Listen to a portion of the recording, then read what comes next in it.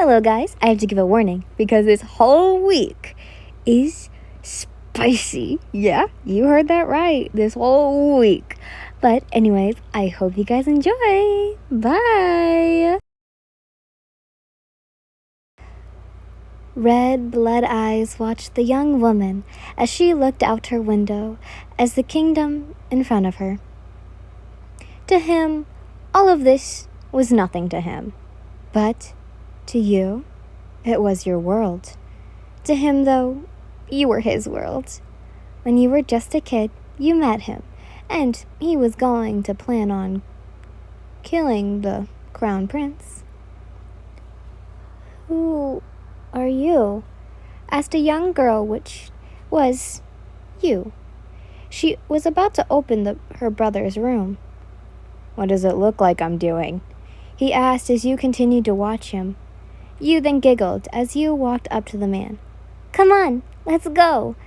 You took his hand as you walked more into the castle, and there stood the throne room. Bakugou had no care for it, but what he wanted to see was a little princess could offer.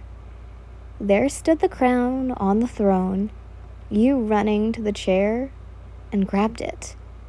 Well, the crown, of course. Then you came back with the crown in your hands. Can you be my prince? You asked as he took the crown. Now, he held the same crown you had given him, twirling it around in his fingers. He was going to take you as his wife. His bride, of course. May that be kidnapping you. He wanted you to himself, and you were supposed to marry some shithead, and he didn't want you to marry an old fuck and let him get his way with you, then throw you out like you were nothing. Yes, he did live for hundreds of years, and he knew the man your father gave your hand to with nothing for a good man to you in this world. So he'll take you in the dead of night, where he could easily grab you and take you to his mansion. It may not be a big like your home, but it was better than a man who would use you just to get to the crown. So he waited till the sun came down and jumped to your window and opened the window so slowly. Then he waited for you. He heard many footsteps outside the room, but never yours.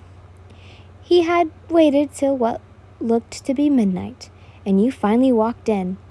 You looked tired as you flopped on the bed. Ugh, I hate my life, you shouted as you got up and throwed a vase. Why won't he understand? I don't want to marry an old man. You stomped your heel on the vase. Bakugou smirked as he watched you throw things around and shouted. Why not come with me? He finally spoke, coming from the shadows. You froze. You had been about to throw a book to the ground. He then took the book from your hand and pinned you to the bookcase. Why don't I take you away from that old fuck? He spoke, holding your chin. What caught him off guard was you grabbing his hand and saying, My, it's been some time since my prince has shown his face. You remember my face? He asked as he leaned in closer. Why, of course. I wouldn't when your eyes took me away. You smiled. But would you let me leave with you? You grabbed the collar of his shirt. He then went to kiss you, which you gladly took. As the two of you kissed, a knock came at the door, as he quickly vanished, and you looked to the door. My, why did you leave so sudden? Your husband spoke. Bakugou noticed that you saw him behind the man. I left because I said this many times, you shouted. And that was when Bakugou slit his throat. He fell to the floor as Bakugou walked atop of him and walked to you. Would you like to leave this fucking life behind and go with me to a heaven just for you? He asked, his hand out for yours to take. My, of course. You giggled as you leaned to his arms. The next morning, when they came for your wedding day, your husband was dead. And well, so were you. You moaned as Bakugou bit your neck, blood coming from the wound, licking and sucking the blood. You were holding tight as he continued. The two of your clothes had, well, been completely gone. Him inside you as he thrusted slowly, getting deeper and deeper into you. Your tears and, well, had been running into your blood. You know your blood is sweet. He chuckled as he went to kiss you. I wish I didn't make you a vampire, but I would have killed you by now. He smirked. Well, I wouldn't have minded if it was you. You giggled as the two of you kissed, him thrusting faster as you moaned, opening so he could get a taste of the sweet saliva you had. He licked his lips once he was away from your mouth and came out of you, well, the both of you, leaking into the velvet bed you two shared. He then leaned kisses on your neck, loving every bit of you. Kasky, I'm so glad I met you. You spoke, breathing in and out.